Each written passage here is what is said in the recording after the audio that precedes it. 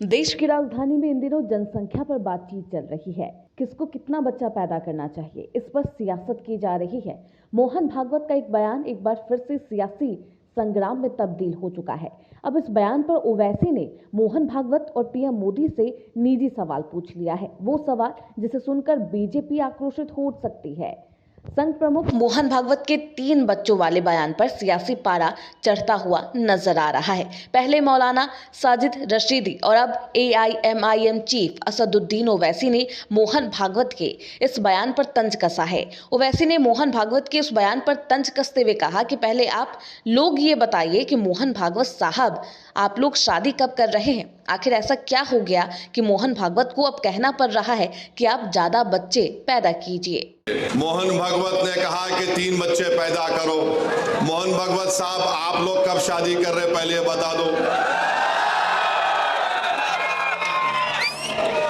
अब 3 बच्चे पैदा करो बोल रहे। आपके और हमारे कानों ने बरसों से हम सुन रहे हैं, पिछले 10 साल से खास तौर से खुद प्राइम मिनिस्टर वजीर आजम नरेंद्र मोदी ने पार्लियामेंट इलेक्शन के दौरान राजस्थान में कहा था कि हमारे हिंदू बहनों के गलों से मंगलसूत्र उतारकर उन महिलाओं को दिया जाएगा जो ज्यादा बच्चे पैदा करते हैं। वजीर आजम का इशारा मुस्लिम खवातीन पर था। अब मोहन भागवत को कहना पड़ रहा है कि बच्चे ज्यादा पैदा करो। मोहन भागवत साहब, आप 3 बोल रहे, मेरे को 5 है। मुफ्ती साहब, आपको कितने हैं? 4 है। आप बहुत कंजूसी करे। आप इसमें भी कंजूसी कर रहे मुफ्ती साहब। नहीं, गलत नहीं लेना, मैं तो दूसरा मतलब निकालेंगे तुम लोग।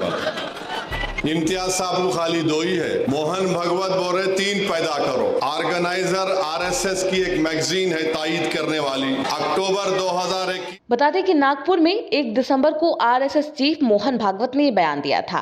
अब इस बयान पर राजनेता लगातार बयानबाजी भी कर रहे हैं। संघ प्रमुख मोहन भागवत ने हिंदुओं की घटती आबादी पर चिंता व्यक्त करते हुए कहा था कि अब हिंदुओं को कम से कम 3 बच्चे पैदा करना चाहिए। उन्होंने साल 1998 और 2002 में तय की गई जनसंख्या नीति का हवाला देते हुए आगे ये भी कहा था कि देश में किसी भी समुदाय की जनसंख्या 2.1 से नीचे नहीं जानी चाहिए। अब इसी बयान पर लगातार सियासत की जा रही है।